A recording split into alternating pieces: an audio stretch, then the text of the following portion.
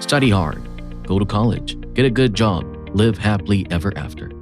This formula sounds good on paper, but is it enough? Are there other ways to achieve personal wealth?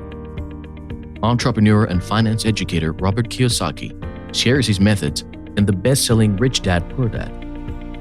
He observes the different choices made by his father, the Poor Dad, and his mentor, the Rich Dad. In this video, we will examine his top 5 strategies for developing financial freedom, aka how to become a rich dad. Please remember to drop us a comment, like, and subscribe for alerts about new videos. Number 5. Escape the rat race. Our parents, teachers, and boss outline the path for success. Good grades, good school, good job. But if they're correct, why do so many struggle financially? Why do 70% of Americans lack adequate pension? Sadly, the road to success often becomes an endless loop known as the rat race. You work hard, get a raise, and buy a house. But that higher income raises your taxes, and now there's a hefty mortgage. Your hard-earned money goes into other pockets, not yours. Why do so many people put up with this? Part of it is tradition. This model used to actually work for most people. But the increasingly internet-driven economy, rising tuition prices, and retirement of baby boomers have all rigged the game. So in summary, Poor Dad races forever and never wins. Rich Dad walks away from the rat race. Number 4. Acquiring financial intelligence. But where is Rich Dad walking? If he's not following the set path, how does he know where to go? That brings us number 4. Acquiring financial intelligence. A huge flaw of the rat race is that nobody teaches us finance. Brilliant college students who understand physics never had a class about accounting, the stock market, or the difference between pension and 401ks. That's why self-education isn't just a good option, it's the only option to become wealthy. No public school teaches you financial intelligence. You have to learn on your own. A good start is finding real teachers. Kiyosaki's Rich Dad dropped out of school at a young age. He learned from lawyers, accountants, and bankers. They taught the most applicable lessons. Networking is like hiring your own college professors, but much cheaper. If you're acquainted with a lawyer, tax officer, or banker, treat them to lunch. Tell them you're interested in their field. They won't work for free, but they'll often talk for free. Shy about meeting with strangers? Luckily, reading is pretty solitary and often free. Nothing stops you from going online or borrowing books about real estate, the stock market, or the tax code. Understanding these fields literally pays off. Fun fact, you are taxed more leniently if you invest through a corporation, not under your own name. Employees work for money, get taxed, and take home the remainder. Corporations earn money, invest the money, and only then get taxed. Useful, huh? Topics like investment may sound complicated and scary, but wasn't addition mysterious before kindergarten taught you 2 + 2? Investing sounds hard, but lots of resources are available for beginners. Investopedia.com for one. So in summary, Poor Dad got separate degrees, none of which taught him financial knowledge. Rich Dad taught himself through networking and self-study. Number 3. Profession versus business. Of course, gaining financial intelligence takes time, research, and patience. Quitting your job today and playing the stock market full-time won't pan out overnight. There's a transition period, which brings us to number 3. Profession versus business.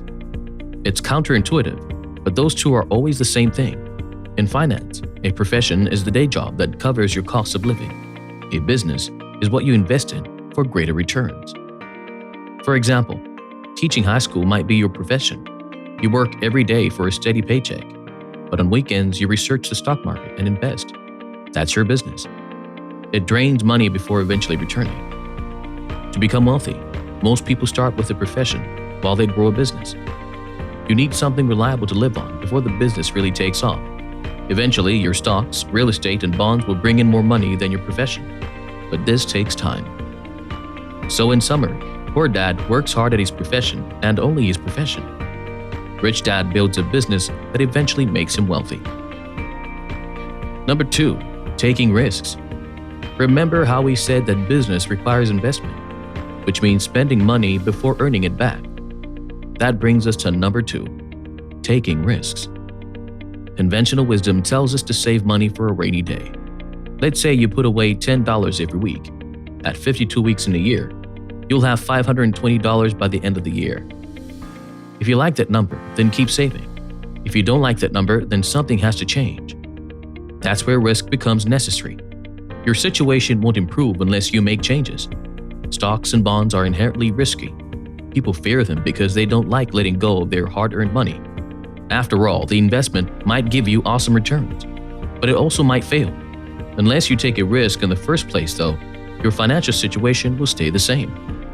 So in summary, Poor Dad won't take risks, so his finances remain the same.